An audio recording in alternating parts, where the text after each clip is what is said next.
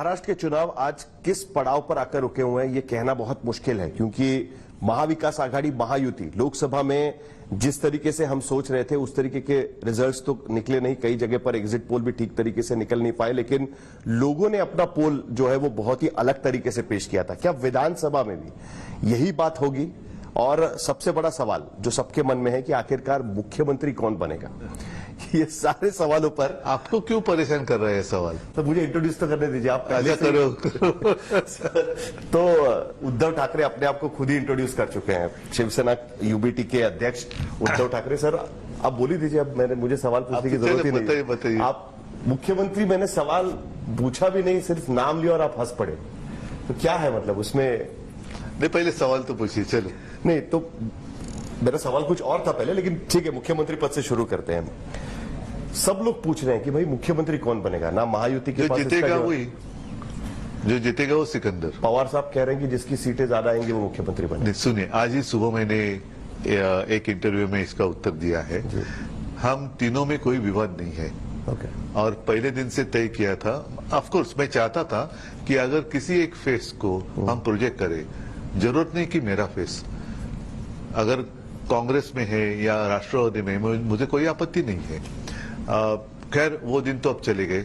और कल परसों पवार साहब ने कहा कि जिसके ज्यादा सीटें आएंगी, शायद हम मतलब अब तक कुछ ऐसा फॉर्मूला तय नहीं हुआ है, तो उनका मुख्यमंत्री हो सकता है। उनको पूछा गया तो ऐसे भी हो सकता है, तो हो सकता है। तो ये कोई फॉर्मूला नहीं है? ये फॉर्मूला नहीं है। हम एक बात निश्चित, हम ये जो लुटारू सरकार है इनको भगाना चाहते हैं। ये हमें नहीं चाहिए। हम में से कौन मुख्यमंत्री बनेगा, खैर वो तो बात की बात, लेकिन ये लुटारू है जो महाराष्ट्र को लूट रहे हैं, इनको तो हमें भगाना ही है। लेकिन अन्यथा क्या होगा कि मुख्यमंत्री, चलो ठीक है, मैं कहता हूं मुझे बनना है मुख्यमंत्री, आप कहते हैं आपको बनना है, लोगों का क्या होगा? जो महाराष्ट्र की लूट हो रही है उसको रोकने वाला कोई तो चाहिए, और हम तीन मिलकर दे सकते हैं। हम सोलापुर में हैं और आज हम सोलापुर में कितने बजे रात के वो भी बताओ? रात के 12:15 बज चुके हैं। अभी जाओ देना घरी, थोड़ा वक्त है अभी हमारे। तो 12:15 बज चुके हैं। अब हम ये इंटरव्यू रात को कर रहे हैं, लेकिन आज प्रधानमंत्री भी यहाँ पर थे और प्रधानमंत्री ने ये मुख्यमंत्री पद के मुद्दे को उठाया था। आज उनकी कुछ खबर ही नहीं मैंने पढ़ी। नहीं, आज उनकी रैली थी। हाँ, लेकिन कहीं पे टीवी पे रैली लाइव दिखाई कि नहीं दिखाई, कुछ खबर नहीं आई। लेकिन मेरे पास खबर तो है, मतलब मैंने तो रैली। हाँ बताइए मुझे, मैं जानना तो उन्होंने ये कहा कि महाविकास आघाड़ी में एक पार्टी अपने आप को मुख्यमंत्री पद के लिए पुश कर रही है और दूसरी पार्टी ये बताने में लगी हुई है कि नहीं, ऐसा कोई फॉर्मूला तय नहीं हुआ। कौन सी पार्टी? वो बेसिकली इशारा कर रहे थे आपकी तरफ कि आपने प्रपोजल रखा था कि मुख्यमंत्री आप तय कर लीजिए, लेकिन कांग्रेस और एनसीपी की तरफ से उस पर कोई जवाब आया नहीं। तो उसमें उनका क्या प्रॉब्लम है? क्या वो बता सकते हैं कि उनके पास जो सब जमावड़ा है, गद्दारों की फौज, कौन बनेगा सरदार उसका? बता सकते हैं? बताओ तो। पहले आपस में तो कुछ तय करो, हमारे और क्यों देख रहे हो? मोदी जी कल आकर कह रहे कि ये वो फलाना फलाना जो भी कुछ है, ये गद्दार मुख्यमंत्री बनेगा, तो डिक्लेयर करो। लेकिन कोई हम में से कौन बनेगा, वो मोदी जी को चिंता करने की जरूरत नहीं है। लेकिन लोग कहते हैं कि आपकी किरकिरी हो गई, आपने इतना प्रपोजल दिया लेकिन किसी ने उस पर सोचा ही नहीं। मैंने एक सुझाव दिया था। कभी कभी क्या होता है कि बाद में होता है कि अरे यार वो करते तो अच्छा होता, बाद में पता चलता कि अरे ना करते तो अच्छा होता। तो एक ऑफकोर्स हम तीन पार्टी इकट्ठा है और भी कुछ दोस्त है, तो सुझाव देना तो सबका। आपने सुझाव ये कहकर दिया था कि अगर हम मुख्यमंत्री पद का उम्मीदवार घोषित नहीं करेंगे तो पार्टियों में होड़ लगती है एक दूसरे का उम्मीदवार गिराने। जो अनुभव हमें बीजेपी के साथ आया था 25 साल में। बिल्कुल 25 साल में या 14 के बाद? 25 साल में। पहले बाला साहब थे, तब से आपको यह अनुभव आ रहा है। ठीक है, लेकिन ये तो अभी भी हो रहा है। अभी भी हम देख रहे हैं कि कांग्रेस और आप में कई जगह पर आप एक दूसरे के खिलाफ उम्मीदवार है। आपने तो पूरी नाराजगी भी जताई कि प्रणीति शिंदे आपके उम्मीदवार के प्रचार के लिए नहीं आई। मैं परसों ही सोलापुर में ही था, यहीं पे। और क्या होता है कि कुछ लोगों के मन में भ्रम पैदा होता है कि आखिर इनका असली उम्मीदवार कौन है। तो हमें ऐसी कोई हमारे मन में या महाविकास आघाड़ी में ऐसी कोई बात है नहीं। ठीक है, जब भी कोई आघाड़ी होती है या गठबंधन होता है, स्वाभाविक है हर कोई पार्टी ज्यादा सीटें चाहती है, तो दोनों होता है, प्लस पॉइंट माइनस पॉइंट। हम अलायंस क्यों करते हैं? तो हम सब मिलकर सत्ता में आए, लेकिन उस वक्त एक बात जरूर हमें उसका स्वीकार करना चाहिए कि हर एक पार्टी की सीटें थोड़ी कम होती है, तो थोड़ी खींचातानी तो होती है। इस बार कुछ ज्यादा हो गई खींचातानी, लेकिन टूटा तो नहीं ना, जैसे बीजेपी ने किया था 2014 में या 2019 में, बाद में हमारे साथ उन्होंने गठबंधन बनाया, तो वैसी इतनी खींचातानी तो हुई नहीं। हम एक बात आपको ध्यान देना पड़ेगा कि आज तक कभी भी पिछले लोकसभा चुनाव के पहले शिवसेना, कांग्रेस और राष्ट्रवादी कभी तीनों इकट्ठा मिलकर चुनाव ही नहीं लड़े थे। हम जो भी चुनाव लड़े थे एक दूसरे के खिलाफ लड़े थे। तो हमें पहले तो ऑफ कोर्स लोकसभा के बाद एक अंदाजा आ गया कि हमें सबकी ताकत कहां पे है, तो थोड़ी खींचातानी तो वो पहला चुनाव है हमारा पहला चुनाव है। क्या ये खींचातानी इसके वजह से भी हुई क्योंकि लोकसभा में महाविकास आघाड़ी का परफॉर्मेंस काफी अच्छा रहा, तो उसके बाद हर किसी को लगने लगा कि अगर हम कैंडिडेट बनेंगे तो जीतने के चांसेस ज्यादा हो सकता है, और फिर वो एक दूसरे के खिलाफ ये शुरू हो गया कि भाई मुझे सबसे ज्यादा सीटें चाहिए। खिलाफ नहीं, एक जिसको हम कहते हैं ना कि चाहत होती है कि हमें चाहिए और क्यों ना अरे जैसे कहीं से एक पार्लियामेंट्री कॉन्स्टिट्यूंसी में 6 विधानसभा क्षेत्र आते, जैसे मैं अभी आज पूरे दिन में था हमारी बगल की जो कॉन्स्टिट्यूंसी है धाराशिव, तो मुझे लगता है कि वहाँ सारे विधानसभा क्षेत्र में महाविकास आघाड़ी को बढ़त है। अच्छा, उस्मानाबाद, हाँ, शायद अगर मैं गलती ना कर रहा हूँ तो 6 में से 6, तो स्वाभाविक है, हमें भी चाहिए, उनको भी चाहिए, उनको भी चाहिए। उद्धव जी, सबको पता है कि आप फोटोग्राफर है एक्चुअली, लेकिन आजकल आप कैमरा या वीडियोग्राफी करता हूँ ना आजकल बहुत ज्यादा। अरे सबूत मैंने कल दिया है ना, दो वीडियो आपने रिलीज किया अभी, और उसके लिए मैं चुनाव आयोग का धन्यवाद देना चाहता हूँ, आभार मानना चाहता हूँ कि आपने बहुत दिन के बाद जो मुझ में जो एक फोटोग्राफर है उसको वापस जगाया। नहीं, लेकिन उस पर गलत क्या है ये, और साथ ही साथ मैंने कुछ सवाल पूछे, और मैं सामना का भी एडिटर हूँ, तो जो पत्रकारिता भी मेरी जाग गई। नहीं, लेकिन मैंने देखा उसके बाद में कि इलेक्शन कमीशन की तरफ से क्लैरिफिकेशन आया कि भाई हमने तो प्रधानमंत्री का भी बैग चेक किया है या हेलीकॉप्टर चेक किया, अमित शाह का भी किया हुआ है। आप विश्वास कर सकते हैं देवेंद्र फडणवीस या एकनाथ शिंदे का भी? आप विश्वास कर सकते हैं चुनाव आयोग इनकी बैग चेक करने की हिम्मत दिखा सकता है? नहीं, सवाल तो आप विश्वास करते हैं? नहीं, मैं तो नहीं करता, मैं तो बिल्कुल नहीं करता, और वो इसलिए नहीं करता, कुछ दिन, महीने या साल पहले मैंने जो खबर सुनी थी, ओडिशा में प्रधानमंत्री जी की बैग जिसने चेक की थी उसको सस्पेंड किया गया लोकसभा चुनाव के वक्त। पता नहीं, शायद उसके अगल बगल में होगा, तो उसको सस्पेंड किया गया। अच्छा, दूसरी बात ऐसी है कि जब भी प्रधानमंत्री आते हैं, एक तो मेरा मानना है कि प्रधानमंत्री किसी एक पार्टी के प्रचार के लिए नहीं आनी चाहिए, क्योंकि वो पार्टी के प्रधानमंत्री नहीं। पर ये पहली बार थोड़ी हो रहा है उद्धव जी। नहीं, लेकिन आप कब देखो 60 साल कांग्रेस में क्या किया, वो बदलाव चाहते थे, इसलिए जनता ने आपको चुन लिया, तो अब वही चीज आप आगे लेके जाने वाले, तो कांग्रेस क्या बुरी थी? तो प्रधानमंत्री आप देश के हैं, आप चलो नई शुरुआत करो, देश स्वागत करेगा उसका। अच्छा, इसके बावजूद आज ही की बात लगातार दूसरे दिन मेरी बैग चेक की, कोई मुझे आपत्ति नहीं है, लेकिन जब मैं एक जगह से दूसरी जगह जाना चाहता था, तो जब तक प्रधानमंत्री जी सोलापुर एयरपोर्ट पे लैंड नहीं होते, तब तक मेरा हेलीकॉप्टर, मैं औसा में था, सोलापुर से औसा कितनी दूर है, जाना था मुझे कहा, उमरगा, वो जब तक लैंड नहीं होते तब तक यहाँ से परमिशन नहीं दी गई। वो तो सिक्योरिटी प्रोटोकॉल है ना? नहीं, इसलिए तो मैं कहता हूँ, मैं भी तो मेरे पार्टी का नेता हूँ, वो उनके नेता है, वो प्रधानमंत्री है, इसीलिए उनको अलग कानून मैं नहीं मानने वाला। सॉरी, ये मेरा प्रजातंत्र नहीं है। अगर उनको प्रायोरिटी दे रहे हैं तो मुझे भी मिलनी चाहिए, मुझे रोक रहे तो उनको भी रोकना चाहिए। उनको कहना चाहिए था उद्धव ठाकरे का हेलीकॉप्टर उड़ रहा है, आप घूमो ऊपर, क्यों नहीं ऐसा होता? मैं मेरे पार्टी की चुनाव प्रचार के लिए जा रहा था, प्रधानमंत्री भी उसी काम के लिए आ रहे थे। तो ये तो मुझे लगता है कि कोड ऑफ कंडक्ट में इसके मतलब ये अपराध है कि किसी को अपने पार्टी प्रचार के लिए रोक के रखना। कैंसिल नहीं करवाई, लेकिन 15-20 मिनट वहां लोग मेरा इंतजार कर रहे थे, उनका क्या कसूर था?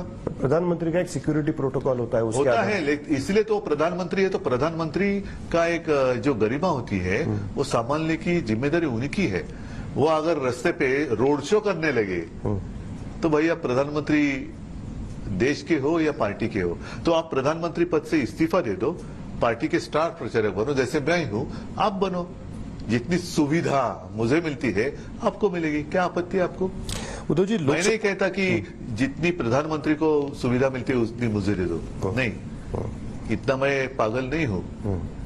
लेकिन जो कानून मेरे लिए है वो कानून हर प्रचारक के लिए होना चाहिए। मतलब आपको लगता है कि लेवल प्लेइंग फील्ड होना चाहिए सबके लिए, एक जैसा एक सारे अच्छा, मेरे स्वागत के लिए collector, SP, DSP, ASP, PSP जो भी कुछ आते हैं क्या? नहीं, आज तो आए थे ना, आप पूछ रहे थे वीडियो में कि आप कहां से? वो तो इलेक्शन कमीशन की टीम आई थी, कलेक्टर साहब नहीं आए थे। अच्छा। मैंने पूछा तो वो सारे वहां सैल्यूट मारने के लिए जाते हैं। ये इनमें हिम्मत क्या है उनकी बैग चेक करने की? तो ये नहीं होना चाहिए, गलत बात है। अभी नैरेटिव चेंज हो गया ऐसा आपको लगता है? अचानक सब लोग लाडली बहना पर बात कर रहे हैं, यानी लाड़की बहन जो स्कीम लाई गई है, आपको भी उसका जवाब देना पड़ा कि 3,000 रुपए हम देंगे, 1,500 रुपए उन्होंने दिया, 3,000 हम देंगे। मैं हमेशा कई जगह पे कहता हूं कि एक आईपीएल ऑक्शन की तरह लग रहा था, एक खिलाड़ी पर ऑक्शन लगा। सही आपका ये पैसा देना एक बात, अगर आप भाई बहन का नाता मानते हो तो भाई कभी भी अपने बहन को मैंने क्या दिया उसकी जाहिरात नहीं करता। ये लोग जाहिरात कर रहे, मतलब ये रिश्ता असली रिश्ता नहीं है। लेकिन आप भी तो 3,000 रुपए बोल रहे हैं ना? हाँ, लेकिन हम दे रहे हैं। लेकिन साथ ही साथ 2-4 दिन पहले जो कोल्हापुर में हुआ, अब कौन से पार्टी में है, हमारे पार्टी में वो थोड़े दिन थे, वो महाडिक, धनंजय महाडिक था, बीजेपी सांसद जो धनंजय महाडिक, जिनको इलेक्शन कमीशन ने नोटिस। फिलहाल आज कौन से पार्टी में? बीजेपी में है। कल कौन से पार्टी में होंगे पता नहीं। उन्होंने जो बात कही बहुत ही मस्ती की बात कही, जैसे उनको लगता है कि सारी महिलाएं अपने नौकर है। 1,500 रुपए हर महीना हम उनको क्या सैलरी दे रहे कि पैसा हमसे लेना है, अगर वहां जाएंगे तो फोटो निकाल कर रखना, क्या बिगाड़ेंगे आप? हिम्मत तो करके देखो। इतनी मस्ती आज तक कभी महाराष्ट्र ने देखी नहीं। लेकिन उसका बच तो हुआ है ना नीचे, काफी लोग बात कर रहे हैं लाडली बहना को लेकर, और महाविकास आघाड़ी को शुरू के 15-20 दिन था, लेकिन बाद में आहिस्ते आहिस्ते लोगों को पता चलने लगा, अरे ये तो फंसाया जा रहा है और 1,500 रुपए में घर नहीं चलता। अच्छा, दूसरी बात ऐसी कि इन्होंने क्या किया है, इलेक्शन कमीशन को बीच में डाला और वो योजना आज रुका दी। मतलब उनको देना इतना ही था। आज वो जो स्कीम थी वो उसके ऊपर रोक लगा ली इलेक्शन कमीशन के माध्यम से। उनका ये कहना है कि भाई अप्रैल तक तो हमने उसकी प्रावधान करके रखा हुआ है और तब तक इसका पैसा तो चलेगा, क्योंकि बजट का प्रावधान है उसके लिए। आप मुख्यमंत्री, वो अप्रैल देखने वाले थोड़ी है। आपको नहीं लगता कि बिल्कुल नहीं देखेंगे। ये दिसंबर क्या चल रहा है, अभी नवंबर एंड तक 24-23 तारीख को जाएंगे हम। कितनी सीटें उम्मीद कर रहे हैं आप? आपको लगता है कि आपका क्या आकलन है? आप अभी महाराष्ट्र में। मैं ऐसे कभी आंकड़ा नहीं लगाता, मैंने पिछली बार भी आपको कहा था।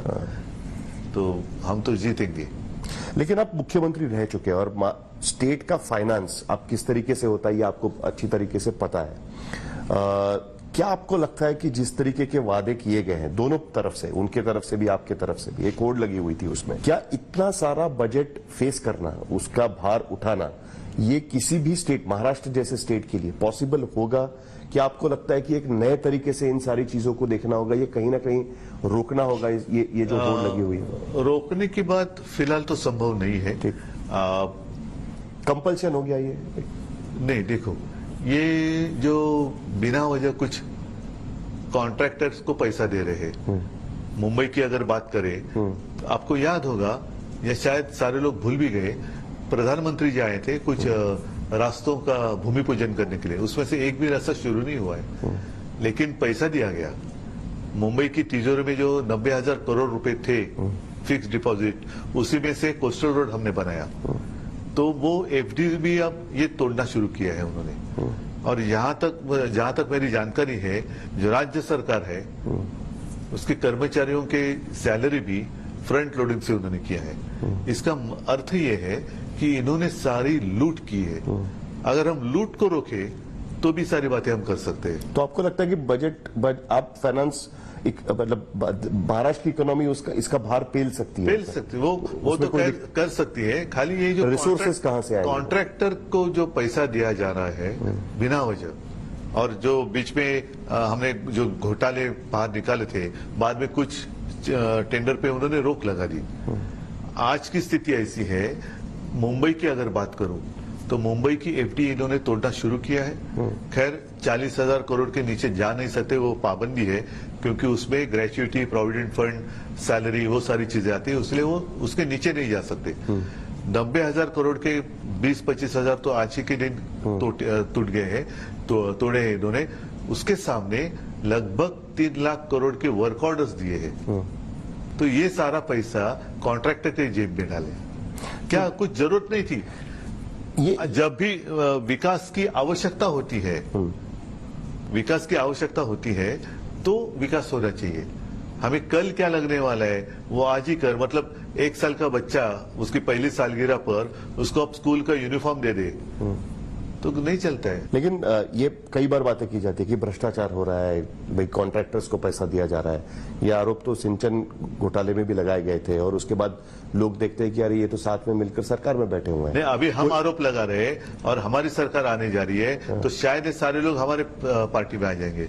इसीलिए पूछ रहा हूँ मैं आपसे। नहीं, हम लेने वाले नहीं है। नहीं, लेकिन क्या कम से कम कार्रवाई तो होगी? अगर आप कार्रवाई जरूर करेंगे। आप अगर मुख्यमंत्री बनते हैं तो इनके खिलाफ क्या कार्रवाई होगी? कार्रवाई तो जरूर करेंगे, जांच तो जरूर करेंगे, और सिर्फ इन्हीं की नहीं, जिन लोगों ने इनको मदद की है उन सारों की जांच करेंगे। अब करनी ही पड़ेगी, क्योंकि जनता का पैसा इन्होंने लूटा है।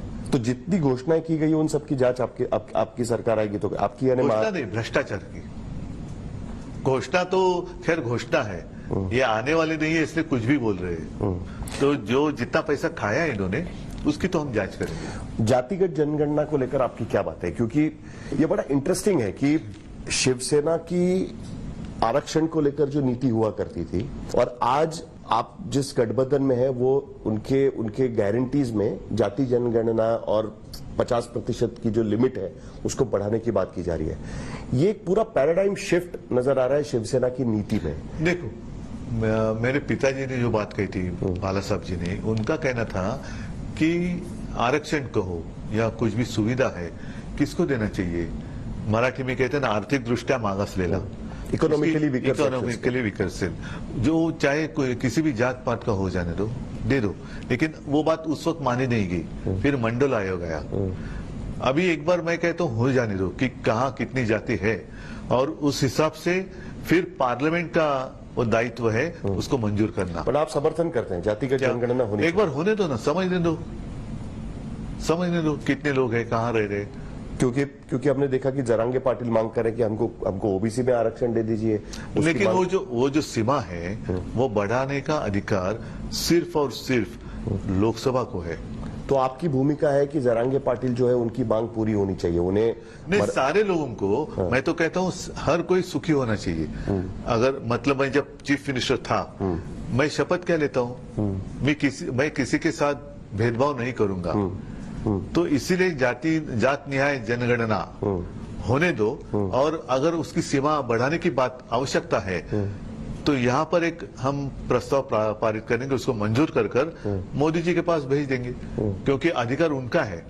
अगर वो नहीं है तो राष्ट्रपति जी के पास वो भेजना पड़ेगा, और राष्ट्रपति जी जो अपने चीफ जस्टिस है उनकी सलाह, सुप्रीम कोर्ट की सलाह से वो कर सकते हैं। नहीं, क्योंकि ये आप असेंबली चुनाव में आपका वादा, इसके लिए पूछना जरूरी है कि भाई जातिगत जनगणना किस तरीके से होगी। सरकार इस जातिगत देखो, हमने ओबीसी की तो की है ना, उस वक्त जो एक एम्पिरिकल डेटा वो तो किया, एम्पिरिकल डेटा जो कलेक्ट करना था वो तो किया। एक काउंटर देखा जा रहा है जातिगत जनगणना को, बटेंगे तो कटेंगे, एक रहेंगे तो सेफ रहेंगे। एक रहेंगे सेफ रहेंगे वो भाजपा के लिए है, मतलब उनको बाकी सारी पार्टियां नहीं चाहिए, वो एक ही रहेंगे तो ही सेफ रहेंगे। और यही तो बात नड्डा ने कही थी कि अब आरएसएस की भी जरूरत नहीं है, तो एक है तो सेफ है। नहीं, वो तो अकेले रहेंगे तो सेफ रहेंगे, ऐसा हो गया ना। एक है तो सेफ अकेले रहेंगे, नहीं, एक है तो सेफ है। घोषणा बदल रहे हैं। नहीं, उसका अर्थ है वो एक है तो सेफ है, मतलब वो एक अगर भाजपा है तो ही सेफ है, और कोई रहेंगे तो सेफ नहीं रहेंगे। तो वो उनके लिए ये है कि बीजेपी के लिए भाई हम एक रहेंगे तो सेफ रहेंगे। नहीं, लेकिन फिर भी बटेंगे, देखो ना, उनको नारा तो दे रहे हैं ना, बटेंगे तो कटेंगे वगैरह वगैरह, ठीक है, लेकिन हम एक ही तो थे, तो तोड़ा क्यों हमें? कितनी पार्टियां थी एनडीए में, अब एनडीए है कहां? तो कहां एकता की बात कर रहे हो? जो एकता आपको मंजूर नहीं है, और आपके नड्डा जी भी कह रहे हैं कि अब हमें किसी की जरूरत नहीं है, आरएसएस की भी नहीं है, तो एक है तो सेफ है, मतलब बीजेपी एक रहेगी तो सेफ रहेगी। लेकिन अदरवाइज वो साफ होगी। इस नारे का कोई असर पड़ेगा महाराष्ट्र में? अब कुछ उन्होंने तो नहीं। एडवर्टाइजमेंट्स निकाली हुई है, वो कह रहे हैं कि हिंदू जो वोट है उनमें फूट डालने की कोशिश की जा रही है। ओबीसी वर्सेस ओबीसी लड़ाया जा रहा है, मराठा वर्सेस कौन कर रहा है? कांग्रेस कर रही है। ऐसा उनका कांग्रेस का संबंध क्या है? भाजपा तो कर रही है, भाजपा ही तो कर रही है। और उनका कटेंगे तो बटेंगे तो कटेंगे नहीं है, लूटेंगे और बांटेंगे है। महाराष्ट्र को लूटेंगे और दोस्तों को बांटेंगे। इस तरीके के नारों का कोई असर होगा ऐसा लगता नहीं? कुछ नहीं होगा, क्योंकि जो काश्तकार हमारे बेहाल हो गए, उनको जो भी कुछ है, जैसे मैं पूरे महाराष्ट्र में घूम रहा हूँ, सोयाबीन है, अपना कॉटन है, दूध है, अब प्याज की बात वापस शुरू हुई है। तो ये सारी इनकी गलत नीति के कारण इनको पैसा नहीं मिल रहा है। तो क्या फायदा? क्या कटेंगे? जो कटी हुई फसल है उसको पहले दाम दे दो। नहीं, मैं तो इस तरीके से पूछ रहा हूँ कि भाई नंबर्स के बाद फिर दोबारा वही खेल शुरू हो जाएगा जो पिछली बार हो गया था। कोई यहाँ से वहां, फिर बीच पे कई बार खबरें आती है कि भाई आपका और बीजेपी की बातचीत चल रही है। क्यों जाऊं बीजेपी के साथ? मेरी पार्टी तोड़ी, मेरी पार्टी को खत्म करने की वो कोशिश उन्होंने की। मेरे परिवार को बदनाम कर रहे हैं, मेरे बेटे को बदनाम किया उन्होंने। यहां तक मोदी जी की पहुंच गई कि वो मुझे नकली संतान कहने लगे। तो क्या मोदी जी नकली संतान के साथ हाथ मिलाएंगे? और ये मेरे पिताजी का और माता जी का अपमान है मोदी जी ने किया हुआ। खैर, उनको तो उनकी बातों पर मैं बात नहीं करता कुछ, क्योंकि वो तो उन्होंने भगवान ने भेजा है। नहीं, लेकिन मुझे एक सवाल पूछना जरूरी है, और ये बहुत सीरियसली मैं ये सवाल पूछ रहा हूँ, बहुत ही गंभीरता से सवाल पूछ रहा हूँ, क्योंकि महाराष्ट्र की जनता बहुत कंफ्यूज्ड हो जाती है ये सब चीज को लेकर। नहीं कंफ्यूज, जो unexpected turn off events Maharashtra की राजनीति में उन्होंने देखे, उसके बाद किसी भी तरीके से पॉलिटिकल अलाइनमेंट पर उनका भरोसा ही उठ गया है। उनको लगता है भाई कोई भी कहीं भी जा सकता है। शिवसेना कांग्रेस के साथ में, एकनाथ शिंदे बीजेपी के साथ, अजीत पवार बीजेपी के साथ, ये किसी भी तरीके का कोई जगह पर कोई भी आइडियोलॉजिकल डिफरेंसेस सारे खत्म हो गए। मैंने बीजेपी ने मेरा साथ 2014 में पहले तोड़ा था। उस वक्त भी मैं हिंदू ही था, और उस वक्त भी अगर मोदी जी कहते नकली संतान, तो उस वक्त में क्या था? गठबंधन उन्होंने तोड़ा था, मैंने नहीं तोड़ा था। 2019 में उन्होंने फंसाया मुझे, मैंने नहीं फंसाया उनको।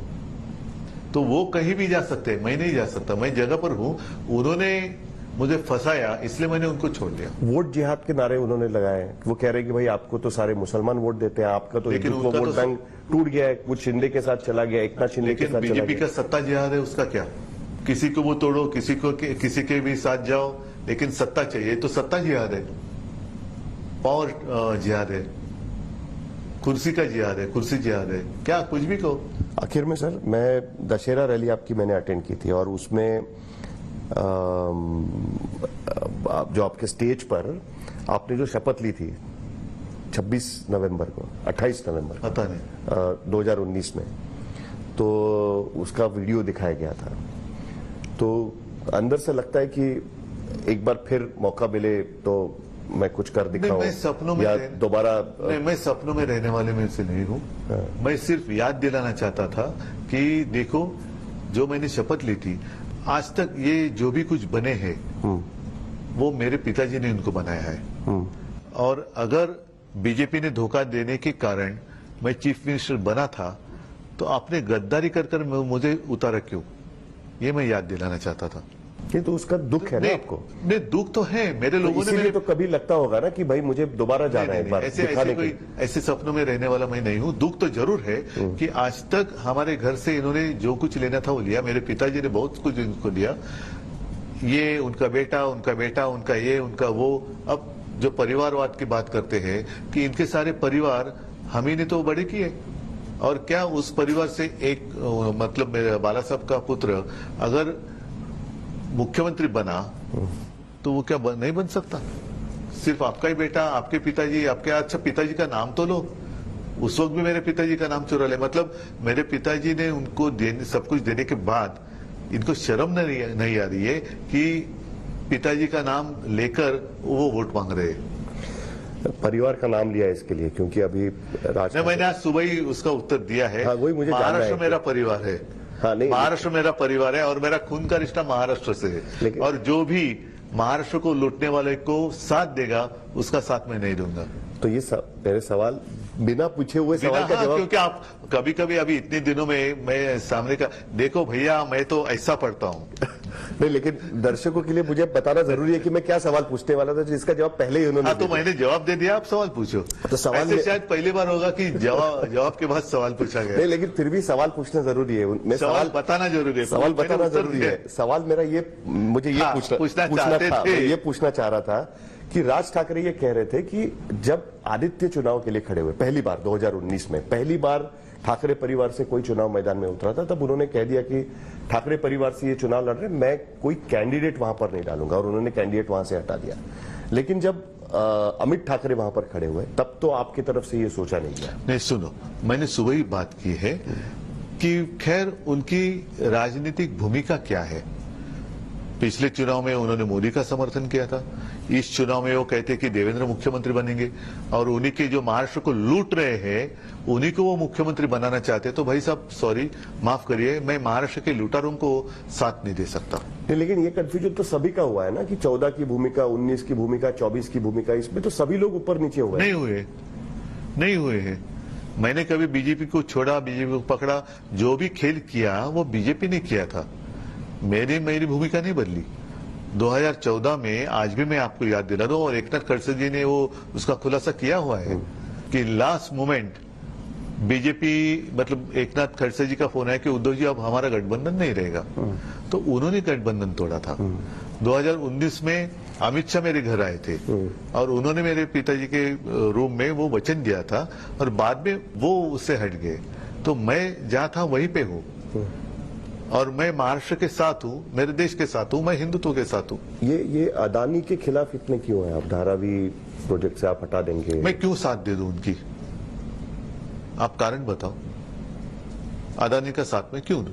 वो टेंडर प्रोसेस तो पूरा आपके नहीं, बिल्कुल नहीं हुआ, एकदम झूठी बात है, बिल्कुल गलत बात है। ये तो बीजेपी से इशू है कि जो टेंडरिंग प्रोसेस हुआ है उससे इशू है? टेंडरिंग प्रोसेस और टेंडर के बाहर अब जो उनको सुविधा दी जा रही है, देखो एक मैं साफ करना चाहता हूं कि अदानी का जो धारावी का टेंडर है वो उस वक्त कैंसिल मेरे कार्यकाल में हुआ था जरूर, क्योंकि उनका इन्वेस्टर कौन है वो सामने नहीं आ रहा था। कोई दुबई की कंपनी, पता नहीं, वो सामने नहीं आ रही थी, और वो सारे लोगों ने तय किया कि भाई ऐसे नहीं चलेगा। पर्दे के पीछे वो एंटी डेवलपमेंट देखा जाता है। नहीं, सुनो, एंटी डेवलपमेंट क्या, कोस्टल रोड बनाया, शिवडी नावा सेवा रोड तो इसमें कोविड के समय में भी हमने चालू रखा था, मेट्रो के काम चालू थे, फिर फॉरेन इन्वेस्टमेंट हम ला रहे थे, तो एंटी डेवलपमेंट क्या है।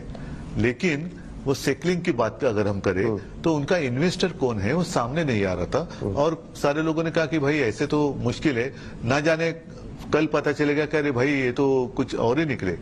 तो वो टेंडर कैंसिल जरूर किया गया था, वो कोर्ट में गए थे, टेंडर निकाला गया। आप डेट देखो, हमारी सरकार जाने के बाद, जुलाई के बाद, इतना ही नहीं, जुलाई 2022 के बाद, हाँ इतना ही नहीं, टेंडर के बाहर अगर ये सारी जो बातें हैं वो टेंडर में क्यों नहीं डाली थी, और देने की जरूरत क्या है।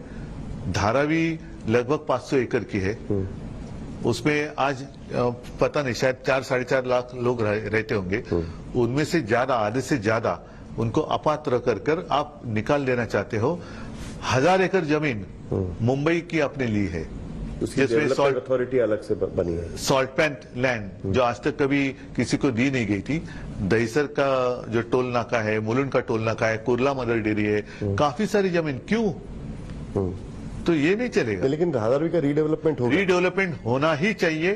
हम आने के बाद अदानी को दिया हुआ जो प्रोजेक्ट है हम कैंसिल करेंगे, और धारावी के लोगों को जहां पर वो रह रहे हैं उसी इलाके में उनके हर घर में एक व्यवसाय है, उस व्यवसाय के साथ उनको रहने के लिए हम घर दे देंगे। इंटरेस्टिंग बात यही है ना कि आज अजित पवार ने कहा कि उनकी जब बीजेपी के साथ बातचीत चल रही थी, उनका ये कहना है कि बीजेपी के साथ बातचीत चल रही थी तब अडानी बीच में थे, मतलब एक तरीके से क्या कहते हैं कि बीजेपी और एनसीपी साथ में आए उसकी कोशिश कर रहे थे। मैं तो यही तो उस वक्त आपको याद होगा, शायद आप थे या नहीं थे, वो मोर्चा निकाला था आपने जो धारावी, और मैंने क्या कहा था कि मेरी सरकार गिराने के लिए पैसा किसने दिया था।